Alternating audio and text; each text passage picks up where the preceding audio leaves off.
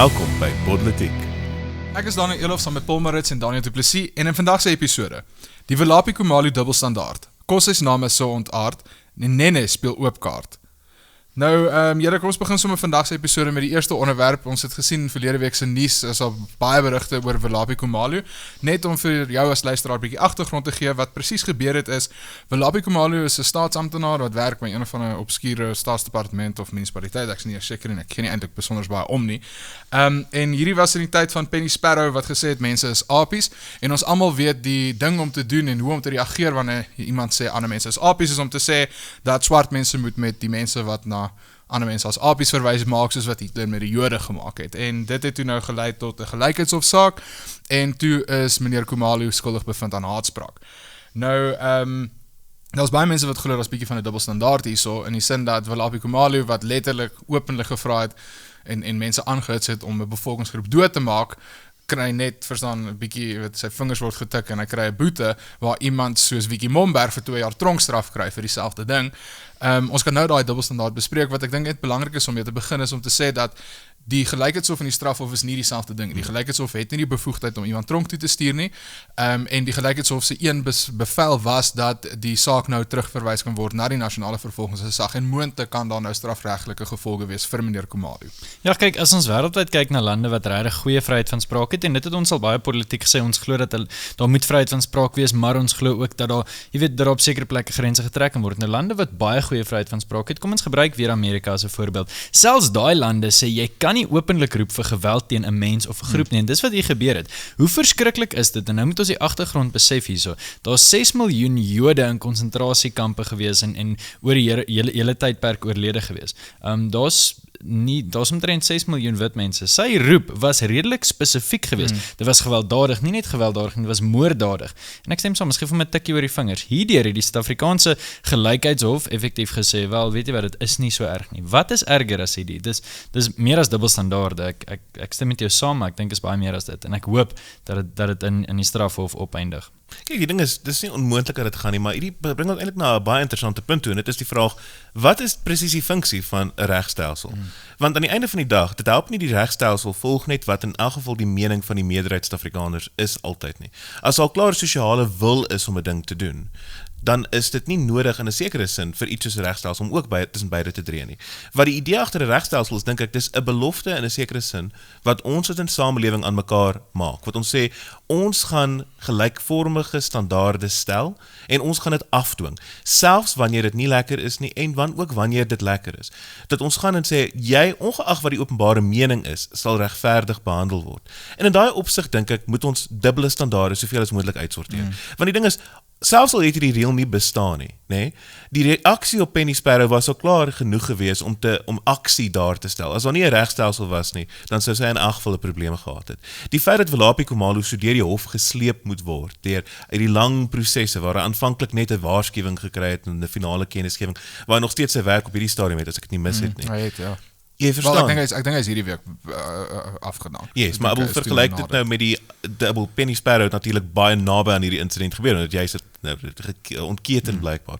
So die verskil in behandeling hierso is angswekkend en ons moet vir onsself gaan afvra, is ons besig om regtig die funksie van daai regstelsel te dien as ons soveel moeite moet hê om iemand te kry tot op hierdie proses? Paul, ek wil net op jou punt, jy het gesê dat ons hoop dit lei nou tot strafregtelike gevolge vir meneer Khumalo, maar ek wil amper die bal teruggooi en julle kant van die baan. Is dit regtig wat ons op die ouene wil hê? Want ons het laas toe ons gepraat het oor byvoorbeeld Vicky Momberg het ons gesê hoe absurd dit is dat iemand verwoorde, iemand wat verskriklike taal gebruik het, sy stronk toe op die ouene vir 2 jaar, wil ons sê meneer Khumalo moet vir dieselfde ding, is dit, waar is die lyn, is dit wanneer jy lelike goed sê, is dit nog okay, jy hoef nie tronk toe te gaan nie, maar sodra jy, soos wat jy gesê het, mense verstaan aanhits om letterlik mense te vermoor, dan regverdig het om tronk toe te gaan, waar dink jy met die lyn getrek Ja, word? goed, ek dink definitief is iets wat mense natuurlik kan debatteer, maar wat oor jare gedebatteer is, waar ek die grens trek is die oomblik wat ek roep tot geweld. As ek nou hier gaan en sê, almal wat politiek kyk en luister, as julle vir Daniel of Daniel sien, val hulle aan, dan het ek openlik geweld aangehits, en dan is dit nie meer aanvaarbaar nie,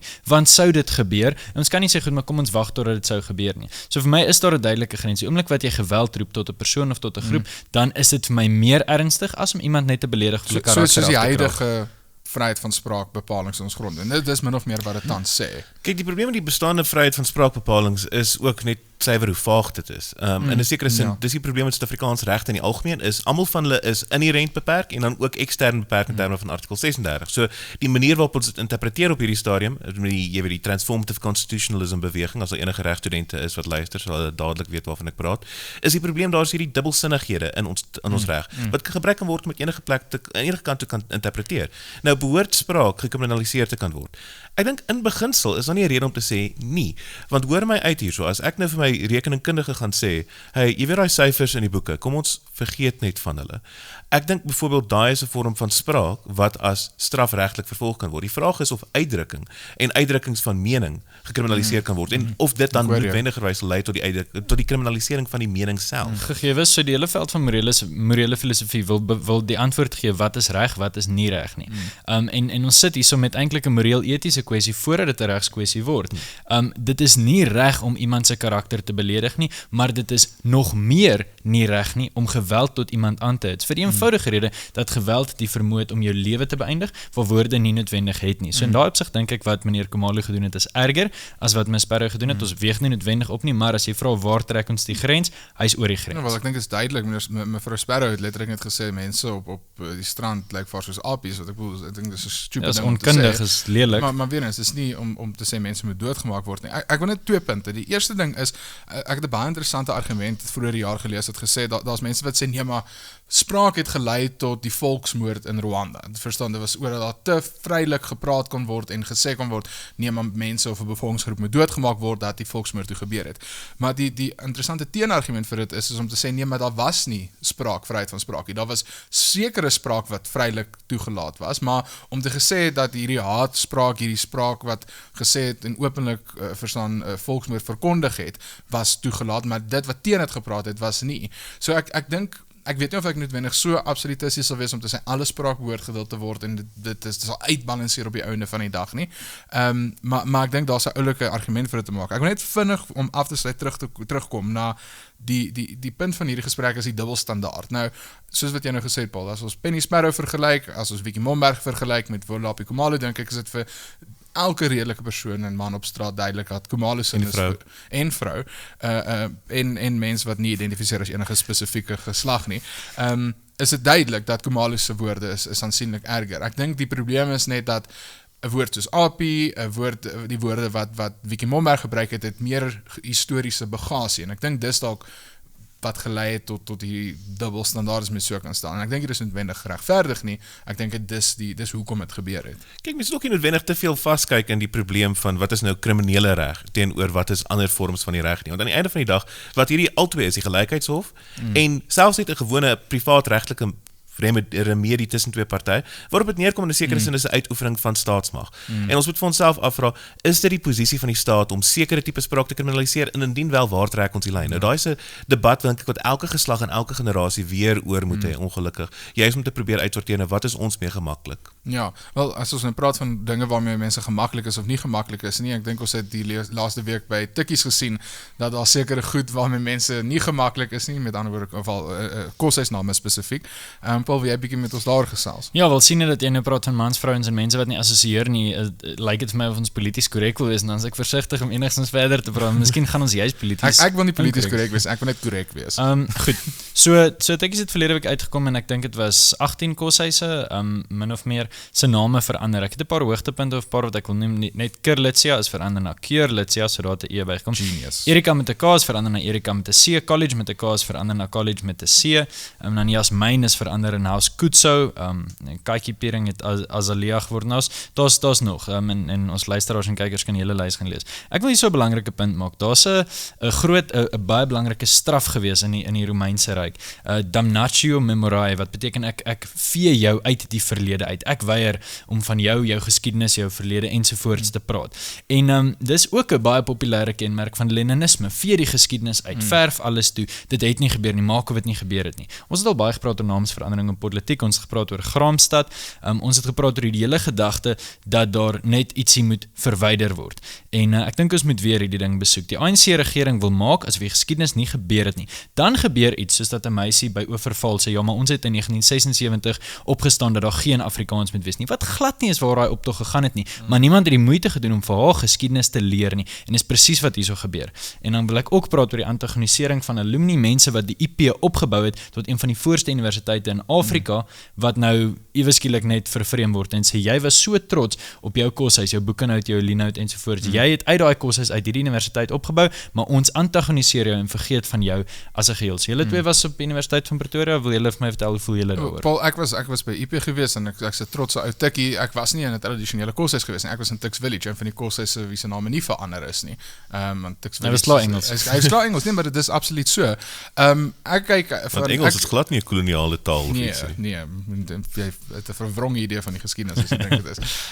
Maar die ding is, vir my is, as ons net prakties daarna gaan kyk, hierdie is sinneloos, julle. Kom ons wees regtig eerlik. Dit is 'n mors van tyd, dis 'n mors van hulpbronne, dat so baie mense so lank deur die hele proses moes gegaan het, letterlik vir, so wat jy gesê het, Paul, Erika met 'n K na Erika met 'n C toe te gaan, Kurlitsia kry net 'n E by, dis 'n sinnelose oefening. En dan die tweede ding is, 'n naam soos Mopani en Marula is nie Afrikaans nie, so ek weet nie wat hulle besig om te transformeer of te verander of verstaan te diversifiseer nie. Iets soos Kurlitsia is 'n nuwe koshuis, dis maar ek dink wat er in 12 jaar oud is, ek dink 2 jaar terug het hulle 10 jaar herdenking gevier.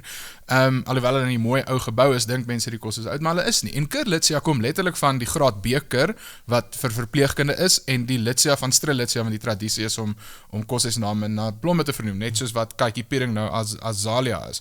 En dis my punt. Nou is Kurlitsia, Keurlitsia. Hulle wou gesê keur, verstaan, medisyne, dis die mediese koshuis. Dis 'n simpel woordspeling. Ja, dit maak niks sin nie, dis van geen praktiese nut vir enigiemand nie. Kyk, die probleem hier is dat daar is 'n beweerde praktiese nut en dit is om die probleem op te los. Wat is die probleem, vra julle? Die probleem is hierdie persepsie van witheid, hierdie dekontaminasie amper. Jy moet witheid uit die stelsel uitkry. Nou die probleem daarmee is, dit los nie regtig enige sosio-ekonomiese of persoonlike of emosionele probleme op nie. Al wat dit doen is jy vervreem 'n bepaalde groep en deur hierdie patroon te vestig, raak ons slaaf van hierdie aspek van witheid, nou in aanhalingstekens, dan iewers te gaan jy 'n punt kom waar die probleem is nog nie opgelos nie. En die enigste ding wat wit is wat oorbly, is die mense self. En dit bring eintlik terug na die ander gesprek wat ons gehad het met Dirk Skeepers ruk terug oor wat presies is 'n simbool. 'n Simbool simboliseer natuurlik iets anderste. In hierdie geval, hierdie name word beleef minstens dat hulle hierdie spesifieke ras en etniese groep simboliseer. Nou as ons so intense probleem met hierdie etniese groep het, dat ons nie eers uitdrukkings van hulle identiteit kan verduur in die openbaar nie. Hoe lank voordat ons nie daai selfde emosie begin voel oor hulle nie? En ek dink nie ons is noodwendig, en as mense so kyk na die diskurs, baie ver daarvan af nie. Dis kommerwekkend. Dis geldig, daar is hierdie absolute ongeduld met kultuurgroepe in ons land. Ons het ruk terug gesien, op Koffsie se kloot was Armentum wat 'n reunie gehad het, en toe wil die inwoners dit net nie toelaat nie, omdat hulle sê, maar die ou manne wat terugkom, deel nie die beginsels en so nie. So daar is al klaar daai hele gedagte van, ons vee jou geskiedenis uit. Verder as dit, noem ek weer eens, as jy gaan kyk na die name, en ek het baie spesifiek verwys na College en Erika. Hulle het gesê, hulle wil die name so maak, dat mense meer welkom voel en meer tuis voel. Hulle het nie gegaan, en daai name van Erika en College, nou na Noord-Sood toe verander, na Paddy verander of so nie. Hulle het dit gewoon verander na Engels toe. En moenie vir my sê, nou is dit hele gedagte, maar ons almal moet eweveel sukkel. Ten minste is dit Engels, en is ook nie die Afrikaanse ouens se moedertaal nie. So, weet, dis 'n absoluut onkundige benadering.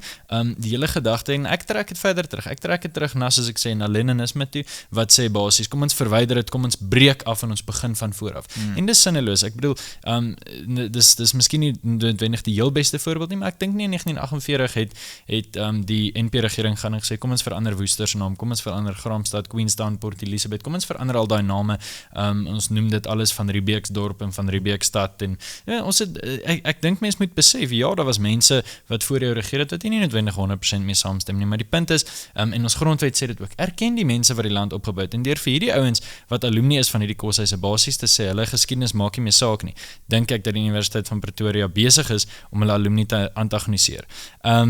goed, ek besef dat ons eintlik nog baie lank hieroor kan praat, maar miskien is dit tyd dat ons so 'n bietjie terugkom by huidige kwessies. Dit is lekker om oor ideologiese goed te praat, maar kom ons kyk so 'n bietjie na die nuus. Nou ons weet dat minister Nene het op die 8ste het hy so 'n bietjie 'n brief gestuur vir meneer Ramaphosa. Daniel, wat het nou 'n brief gestaan en wat beteken dit vir ons? Wel, basies minister Nene lyk dit vir ons is op pad uit. Hy het aangebied om te bedank. En die vraag is nou, gaan dit nou gebeur of nie? Daar is kwessies wat dit 'n bietjie minder en meer ingewikkeld maak. Ons verwag byvoorbeeld 'n Moody's gradering hierdie Vrydag. Dit sal 'n bietjie problematies wees, hoewel dit ook problematies kan wees om 'n minister te hou as hy verdag is, want in dieselfde week 'n minister te verloor wat jy 'n Moody's gradering kan kry. Maar ek vermoed mense kan lekker oor hierdie debatteer. So, wat dink julle? Ek het op sosiale media 'n paar mense betree hierso, of 'n paar mense het my gepraat hieroor en daar's mense wat sê goed, ten eerste, as ons nou die streep gaan trek by om die Guptas te gaan ontmoet het, dan sal daar nie baie ministers oor wees nie. Dis iets wat ek dink Gerrit van Onselen getweet het.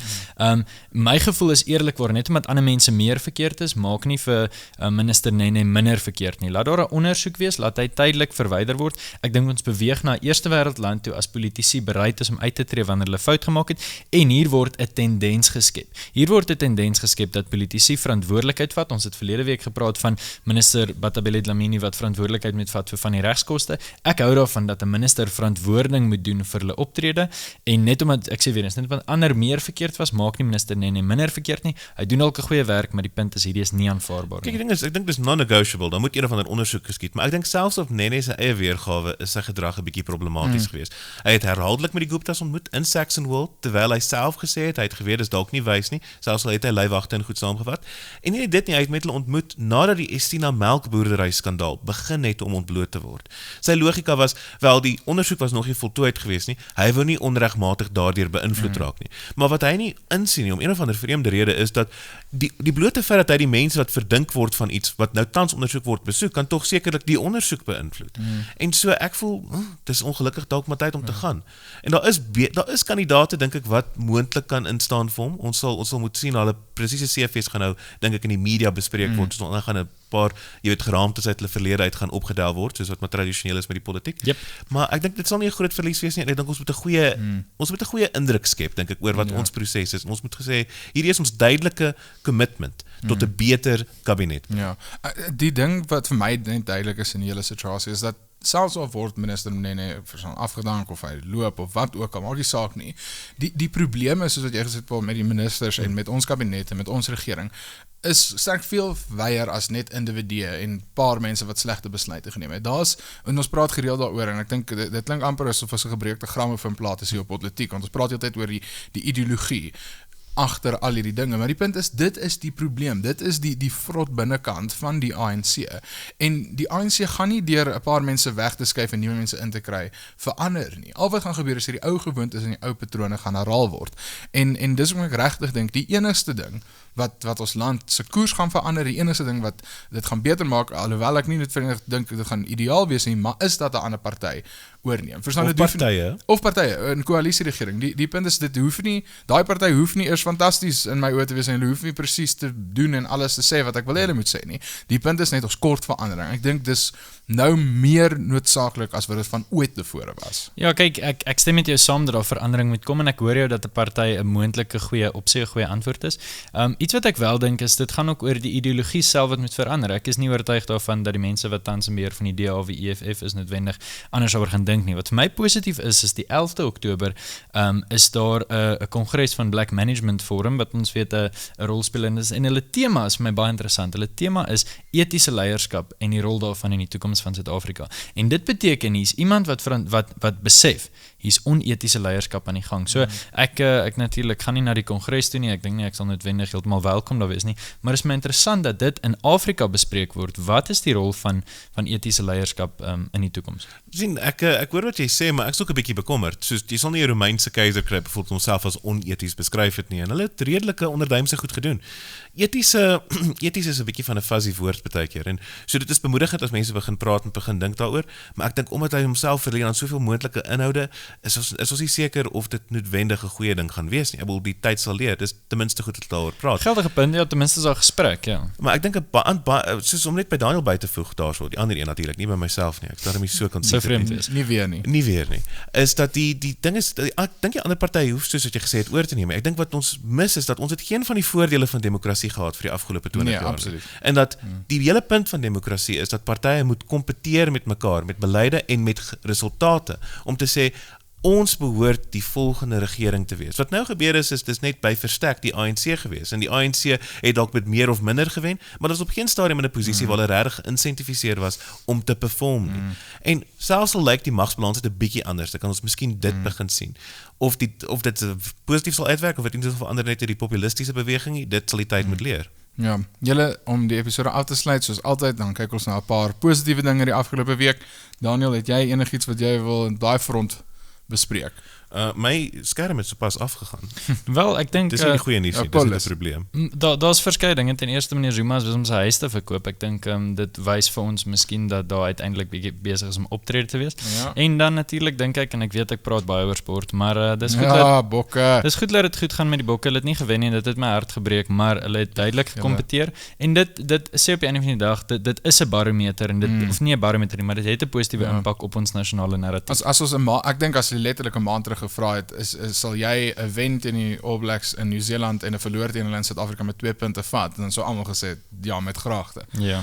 Van my kant af julle 'n interessante verwikkeling wat onlangs plaasgevind het is AfriForum en die Zulu Koning het 'n samewerkingsooreenkoms of verstaan wat ook al mense dit sal wil noem. Hulle het letterlik plaasgevind. Ja, plaasgevind. Hulle sê spesifiek wat fokus op voedselsekuriteit en die landbousektor.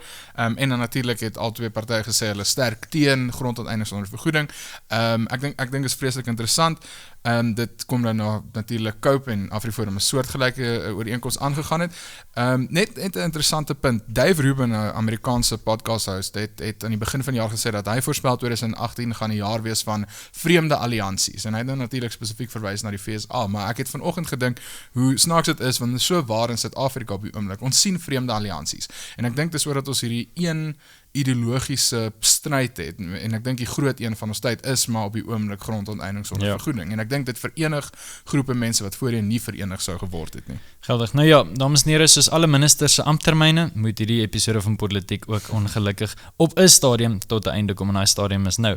Ons nooi jou as luisteraar en kyker uit om die gesprek op Marula Media voor te sit in die kommentaarafdeling, ook in te teken op SoundCloud en iTunes en volg ook gerus Politiek op Twitter en Facebook en los vir ons 'n resensie. Ons sal dit baie waardeer. Ons wil graag jou klagtes en gedagtes hoor.